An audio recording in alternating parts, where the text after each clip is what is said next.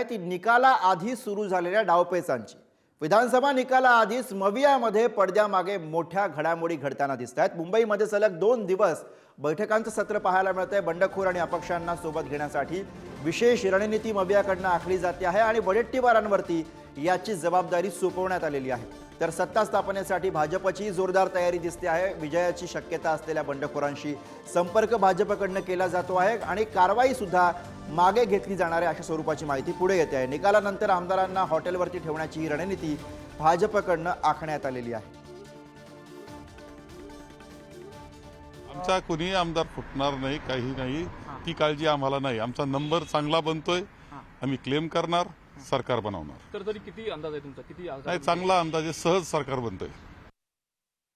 अपक्ष जे दरवेळेला दर विधानसभेला 20-25 अपक्ष हे निवडून येत असतात आणि ते आल्यानंतर त्यांना कोणत्या तरी पक्षाशी जॉईंट व्हावं लागतं आणि मला वाटतं सर्वांना जवळचं म्हणजे महायुतीचं सरकार आहे, त्यांच्याशी ते जॉईंट होतील आणि आम्ही सुद्धा इतर राजकीय पक्ष सर्वच पक्ष करतात तसं आम्ही सुद्धा अपक्षाच्या संपर्कात आहोत आणि अपक्ष सुद्धा आमच्या संपर्कात आहे, म्हणून महायुतीची सत्ता ही 100% येणार आहे।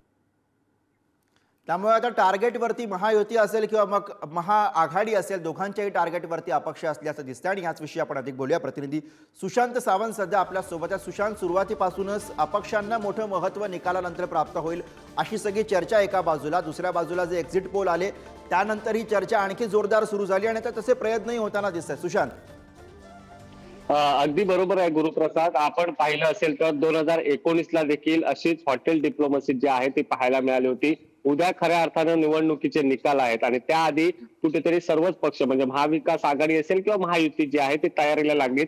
जर सर्वाधिक अपक्ष निवडून आले आणि जर अपक्षांच्या जोरावर जर सरकार बनवायचं असेल तर आतापासूनच अपक्षांना गळाला लावण्याचं दोन्ही पक्षांकडून जे आहे ते ठरवण्यात येतंय आणि तशा बैठका देखील आपण पाहिल्या असेल तर सुरू झालेल्या आहेत। एकीकडे महाविकास आघाडीची काल रात्री बैठक झाली आणि या बैठकीत कशी रणनीती असायची, मतमोजणीच्या दिवशी कशी रणनीती ठेवायची आणि त्यानंतर नेमके काय निर्णय घ्यायचे याबाबतची जी चर्चा झाली। दुसरीकडे महायुतीकडून देखील प्रत्येक अपक्षांना गळाला लावण्याचा प्रयत्न आतापासूनच सुरू केला।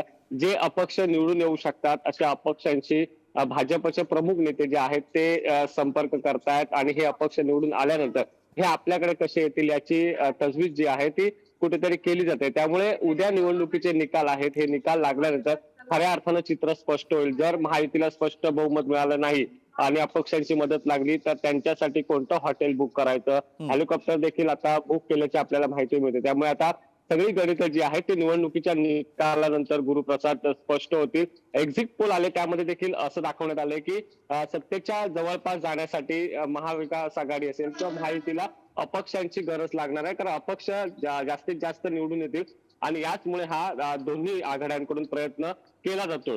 बरोबर सुशांत, त्यामुळे आता निकालानंतर हॉटेल पॉलिटिक्सची शक्यता सुद्धा आपल्याला नाकारता यायची नाही। धन्यवाद या सगळ्या विश्लेषणासाठी।